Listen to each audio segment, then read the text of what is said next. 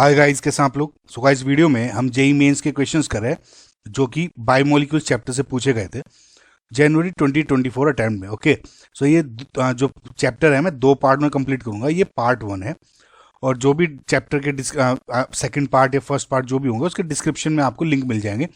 Chapter wise और year wise playlist already बनी हुई है, आपको दूसरा भी देखना है तो। सो फिलहाल में हम स्टार्ट करते हैं। If one strand of a DNA has the sequence, this sequence of the bases in complementary strand is। इस क्वेश्चन को समझने से पहले आपको एक हल्का सा बैकग्राउंड होना चाहिए। देखिए डीएनए क्या है, DNA is a nucleic acid, right. अब देखिए डीएनए में 4 नाइट्रोजन बेसिस से मिलके बना होता है, 4 नाइट्रोजन बेसिस से डीएनए की बात कर रहा हूं। ओके, तो जो डीएनए में पहला पार्ट है वो एक तो ए और जी, अभी समझते रहिए जो मैं कह रहा हूं, ए और जी, और जो दूसरा होता है वो होता है सी एंड टी। और जो इनके नेम्स हैं वो हैं A stands for adenine, G for guanine, C for cystine and T for thymine. अब जो ये मैंने ग्रुप में अलग अलग इन्हें किया हुआ है वो इसलिए किया हुआ है, जो ये दोनों होते हैं इनको आप बोलते हो प्यूरीन्स। ओके, और जो इन दोनों को आप बोलते हो पायरेमिडीन्स, पायरेमिडीन्स। ओके, अब तक इतना समझ में आया? ठीक है। अब देखिए क्या होता है कि जैसे फॉर एग्जाम्पल ये आपके डीएनए बना हुआ है, ठीक है। तो ये दो डीएनए की स्ट्रैंड से, एक तो देखिए ये जा रही है और ये दूर जा रही है। इसको अगर मैं थोड़ा ट्विस्ट करके सीधा कर दूं तो इस तरह का डीएनए दिखता है, करेक्ट।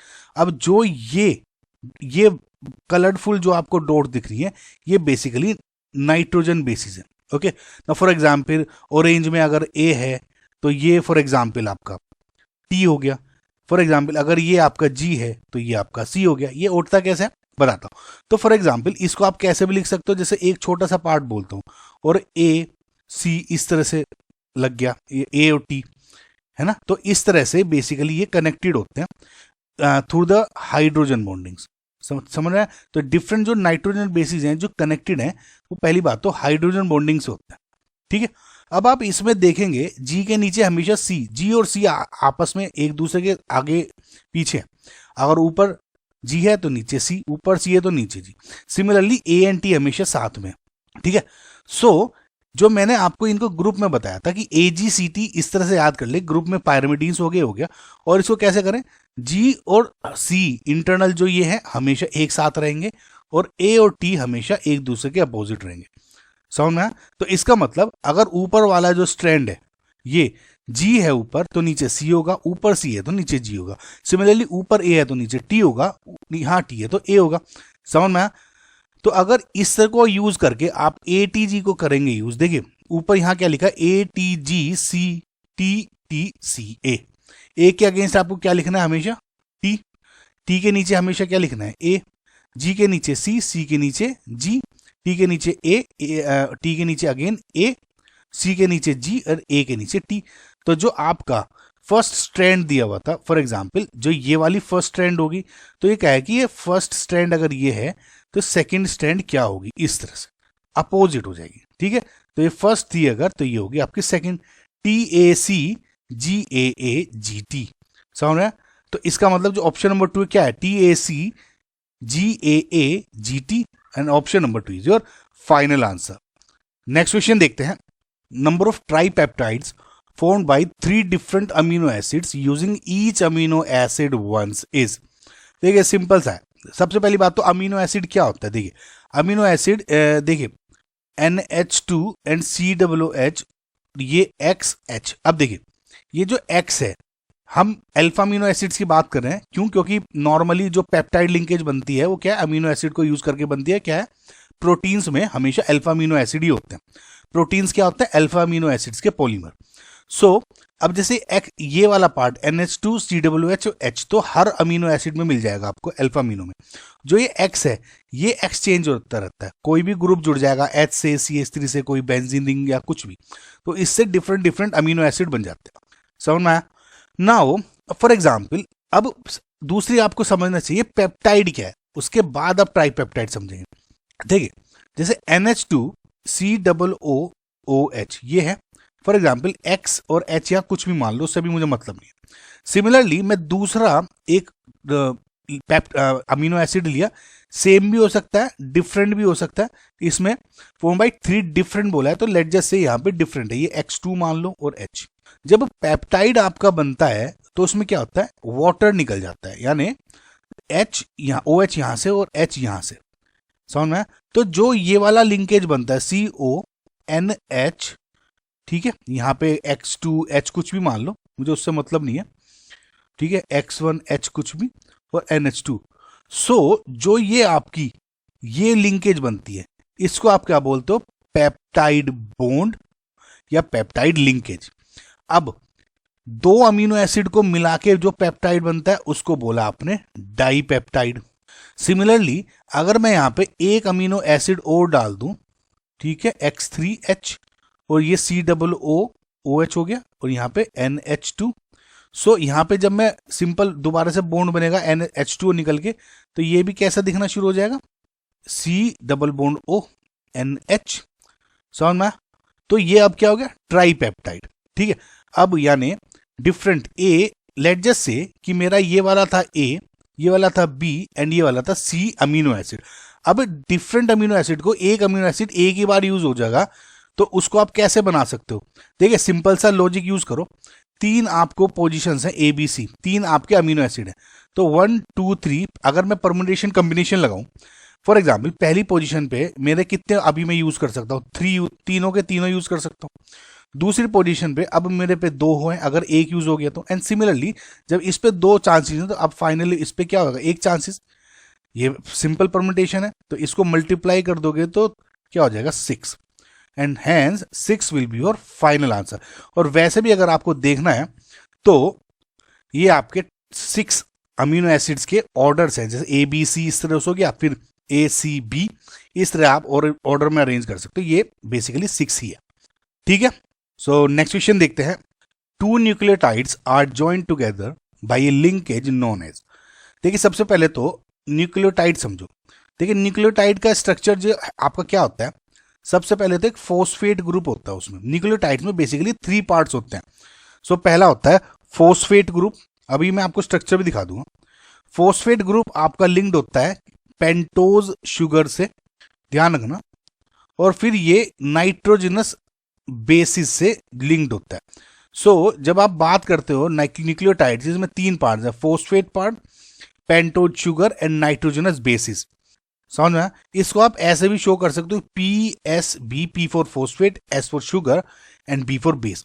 तो आइडियली क्या होता है, जब आप बॉन्ड बनाते हो तो जो P है, S है, S के थ्रू और P के बीच में हमेशा बॉन्ड बनता है, यानी PSB हो गया, 2 न्यूक्लियोटाइड ऐसे जुड़ गए। एक और न्यूक्लियोटाइड जोड़ना है तो इस S से फिर से PSB। तो बेसिकली आपकी जो बॉन्डिंग है वो इस तरह से बनती है, समझ में? अच्छा, आगे इसका स्ट्रक्चर दिखाने से पहले मैं आपको नाइट्रोजनस जो बेसिस होते हैं इसमें 5 यूज करते हो आप, ठीक है। जैसे पहले तो हो गया एडेनाइन, फिर होता है ग्वेनाइन, ठीक है, और उसके बाद में साइटोसिन, यूरेसिल एंड थाइमाइन, ये होते हैं। तो इनको कंबाइंड करके होते हो आप, इनको बोलते हो प्यूरिन्स, और इन तीनों को बोलते हो पायरिमिडीन्स, ठीक है, ओके। सो ये इन 5 में से कोई सा भी नाइट्रोजन बेस यूज हो सकता है, इतना समझना।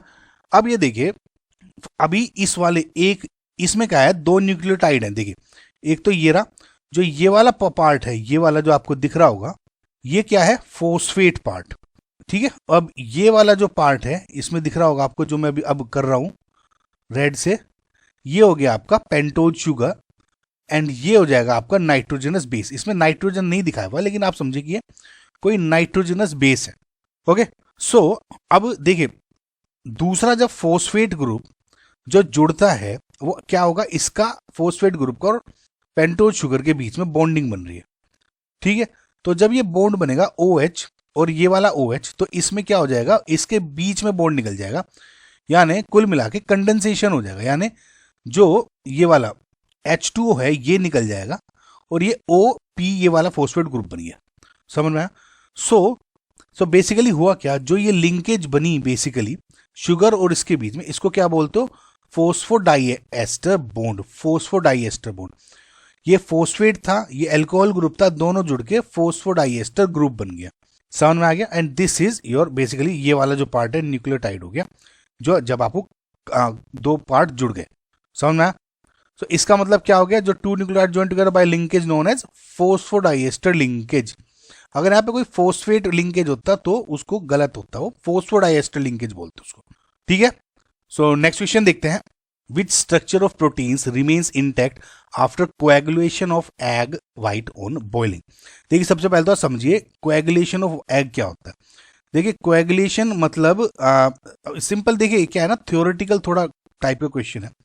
कोएगुलेशन मतलब होता है प्रोटीन डीनेचुरेशन।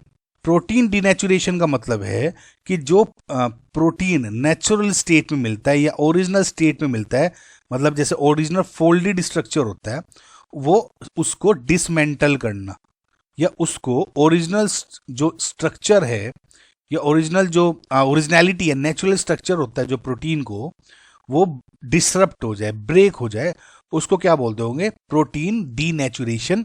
और या उसको टर्म बोल देते हैं कोएगुलेशन, क्योंकि एग में प्रोटीन अवेलेबल होता है, तो उसको कोएगुलेशन ऑफ एग में जब हम कर रहे हैं तो इस वी आर जस्ट क्या कर रहे हैं कि प्रोटीन डीनेचुरेशन कर रहे हैं। और ये बेसिकली कैसे हो सकता है, जब आप एग को बॉयल कर रहे हो तो उसमें कुछ प्रोटीन्स होते हैं वे ब्रेक हो जाते हैं, लेकिन सब ब्रेक नहीं होते।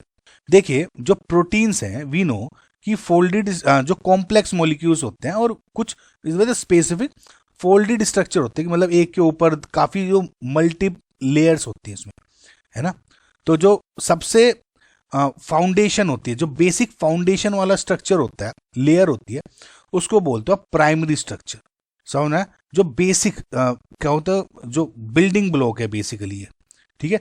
तो जो बिल्डिंग ब्लॉक है प्रोटीन्स का, वो क्या होता है, जैसे अमीनो एसिड से जो कंप्लीटली मिलके बनी होती है, उसको बोलते हैं प्राइमरी, ठीक है।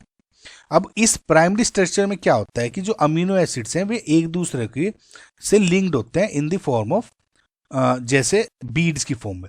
जैसे मैंने आपको बताया था, जैसे पेप्टाइड्स लिंकेज बन रही है, पेप्टाइड बनते हैं कि प्रोटीन्स क्या है, अल्फा अमीनो एसिड्स, ठीक है, जब आपस में पेप्टाइड लिंकेज बनाते हैं, करेक्ट। तो जैसे ये हो गया COOH, तो वाटर निकल जाएगा, तो NHCOOH NH2, ठीक है। तो जो ये पेप्टाइड लिंकेज बनती है जब अल्फा अमीनो एसिड्स कंडेंस होते हैं, ठीक है, तो जो ये बीड लाइक स्ट्रक्चर बनता है, ये बहुत ज्यादा ये मॉलिक्यूल्स को बेसिकली होल्ड करता है टुगेदर, ठीक है। तो जब आप बॉयल करते हो एग को फॉर एग्जांपल, तो जो प्राइमरी स्ट्रक्चर होता है, जो ऑर्डर्ड बीड लाइक स्ट्रक्चर होता है पेप्टाइड्स का, ये डज नॉट ब्रेक, ये ब्रेक नहीं होता। इसका मतलब जो जब आप हीट कर रहे हो डीनेचुरेशन में, जो प्राइमरी स्ट्रक्चर है वो it remains intact, unlike secondary, tertiary या क्वार्टरनरी जो आपके हैं, जो लेयर्स हैं, उसमें नहीं होता। देखिए सेकेंडरी जो है आपका, वो जो अमीनो एसिड्स है उनके बीच में, देखिए ये तो क्या हो गया, प्राइमरी तो आपका बन गया कंडेंसेशन की वजह से, पेप्टाइड लिंकेज है। सेकेंडरी जो आपका स्ट्रक्चर होता है वो फॉर्म होता है due to the hydrogen bond between amino acids. अब क्या होता है जब आप बॉइलिंग करते हो, तो देखिए इंटरमोलिक्यूलर फोर्सेस हैं बेसिकली, ये हाइड्रोजन बॉन्डिंग, तो दो अमीनो एसिड में ये हाइड्रोजन बॉन्डिंग की तरह जुड़ा हुआ है। तो जब आप बॉयल करते हो तो एक लिमिट आने के बाद ये हाइड्रोजन बॉन्ड टूट जाते हैं। हालांकि हाइड्रोजन बॉन्ड स्ट्रॉन्ग होते हैं, लेकिन फिर भी बॉयल तो होते हैं भाई, वाटर में हाइड्रोजन बॉन्डिंग होती है, लेकिन जब बॉयल तो होता ही है ना वाटर, तो ये हाइड्रोजन बॉन्डिंग टूट जाती है, क्योंकि सेकेंडरी स्ट्रक्चर इसलिए इंटैक्ट नहीं रहता, टूट जाता है ना। जो टर्शरी स्ट्रक्चर होता है, ये भी ओवरऑल जो 3D फोल्डेड स्ट्रक्चर बनता है ना ओवरऑल, उसको बोलते हो। अब ये भी क्या होता है कि मल्टीपल प्रोटीन चेन्स को आपस में लिंक किया हुआ रहता है।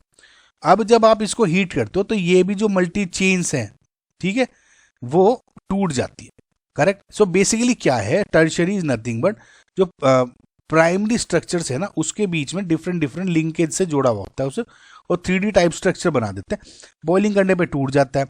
4 डिग्री यानी क्वार्टरनरी जो स्ट्रक्चर होता है वो हमेशा उन प्रोटीन्स में होता है जिसमें मल्टीपल पॉलीपेप्टाइड चेन्स होती है। अब वो भी जब बॉयल करते हो वो टूट जाता है डीनेचुरेशन में, प्रोटीन में वो इंटैक्ट नहीं रहता, ठीक है। तो बस ये थोड़ा सा समझाने की पॉइंट थी, और याद रख लो कि भैया प्राइमरी तो मेन है, वो टूटता नहीं और बाकी के डीनेचुरेशन हो जाता है। ठीक है, सो जो आपका ऑप्शन नंबर 1 है is your final answer. Next question देखते हैं, मैच लिस्ट 1 विद लिस्ट 2। तो देखिए इसमें ये आपको कुछ सब्सटेंसेस दिए हुए हैं, कुछ कैटलिस्ट है, कुछ विटामिन है, ब्लड पिगमेंट है, तो उसमें एलिमेंट्स प्रेजेंट बताए हुए हैं। देखिए सिंपल सा है, इसमें तो आपको स्ट्रक्चर ही पता होना चाहिए, आपको कहीं ना कहीं याद होना चाहिए। जिगलर नाटा का जो स्ट्रक्चर होता है देखिए वो ये होता है। सो जिगलर नाटा बेटी कैटलिस्ट जो है वो 2 से मिलकर बनता है, titanium tetrachloride okay and triethyl aluminium से मिलकर बना होता है। तो टाइटेनियम इसमें अवेलेबल है, एलिमेंट प्रेजेंट पूछा हुआ है जिगलर नाटा में, तो वो ये हो गया। ठीक है, तो ए का क्या हो जाएगा आपका टाइटेनियम, ए का 4, तो ए का 4 आते आपको ऑप्शन नंबर 4 फाइनल आ जाएगा। तो देखिए इसमें आपको सारे पता होने की जरूरत नहीं थी, फिर भी हम सारे देखते हैं। ब्लड पिगमेंट पूछा है, देखिए जो ब्लड पिगमेंट का मतलब क्या है कि जो हीमोग्लोबिन होता है ना, हीमोग्लोबिन को बोलते हो आप कि वो पिगमेंट है जो कि ब्लड सेल्स में प्रेजेंट होता है, हीमोग्लोबिन।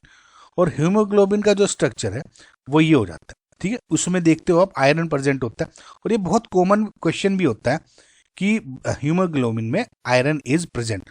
तो इसका मतलब बी का ऑप्शन आपका 3 हो गया, करेक्ट। विल्किंसंस कैटलिस्ट भी आपको पता होना चाहिए, इसमें रोडियम अवेलेबल होता है। ये क्या हो गया विल्किंसंस कैटलिस्ट, तो इसमें अगर 1-2 भी आपको पता थे वो हो जाते थे। इसके अलावा गाइस इसमें तो यही तरीका होता है। ठीक है, विल्किंसंस कैटलिस्ट में आपका रोडियम है, यानी सी का 1। और विटामिन B12 में बचा आपका कोबाल्ट, विटामिन B12 आपका हो गया ये वाला, कोबाल्ट इसमें प्रेजेंट है। ठीक है, सो इसमें या तो आपको याद था या 1-2 आपको पता होते, तो ऑब्वियसली ये भी पता होना चाहिए था आपको, ये भी। और मेरे ख्याल से जिगलर नाटा भी काफी बार रिपीट हो चुका है, तो ये पता होने चाहिए थे। ठीक है, नहीं पता तो अब पता लग गया। तो फिलहाल option number 4 is your final answer. इसमें गाइज और क्या लॉजिक तो कुछ लगना नहीं था। ठीक है, फैक्ट बेस्ड क्वेश्चन था, तो ऑप्शन नंबर 4 हो गया। नेक्स्ट क्वेश्चन देखते हैं, type of amino acids obtained by hydrolysis of proteins is. देखिए इसको समझने के लिए आप आपको ये पता होना चाहिए प्रोटीन्स क्या है।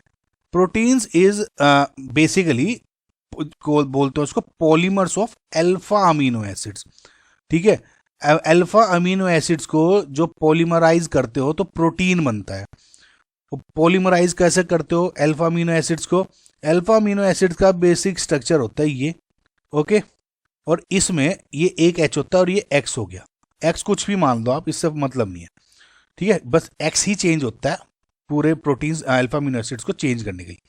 सिमिलरली अगर मैं एक दूसरा यहाँ पे अल्फा अमीनो एसिड ले लूँ, सेम भी हो सकता है डिफरेंट भी हो सकता है। इस X को अभी प्रोटीन की डेफिनेशन से कोई मतलब नहीं है इसका फिलहाल, ये हो गया COOH। तो जब इसको कंडेंस करते हो तो कैसे होगा, देखिए OH2, H2O मैं अगर निकाल देता हूं तो आप ये देखेंगे कि इसमें ये NH2 XH COONH ये हो गया COOH। ठीक है, इसको क्या बोलते हो आप? Peptide linkage. ये ओवरऑल क्या हो गया? डाइपेप्टाइड। ये बेसिकली क्या होता है? प्रोटीन होता है। अब ये तो 2 आपने मोनोमर जोड़ दिए, अब जब ऐसे मल्टीपल मोनोमर जोड़ते रहते हो तो वे क्या हो गया? प्रोटीन चेन्स बन जाती है। So amino acids are basically the building block of proteins हो गए। तो ये आपका हो गया। अब अगेन तो मैंने क्या कहा, इन्होंने कहा कि अमीनो एसिड को हाइड्रोलिसिस कर दो। जब पानी निकाला था तो ये प्रोटीन बन गया, पानी ऐड कर दोगे H2O तो ये बॉन्ड फिर से ये बन जाएगा, OH इधर H इधर, ये डिफरेंट बन जाएगा। और एक एक क्या बन गया? अमीनो एसिड में ब्रेक हो गया अगेन बैक। कौन से अमीनो एसिड में? अल्फा अमीनो एसिड्स में, क्योंकि अल्फा अमीनो एसिड से ही मिलके बनता है बस प्रोटीन। तो क्या हो गया? Type of amino acid obtained by hydrolysis of protein is 2 alpha. ये रिएक्शन भी नहीं पता होनी चाहिए, अगर सिर्फ ये लाइन पता थी ना उससे भी आपका हो जाता है, राइट। सो नेक्स्ट क्वेश्चन देखते हैं, number of compounds among the following which contain sulphur as a heteroatom is. इस अगेन इसमें आपको स्ट्रक्चर पता होना चाहिए।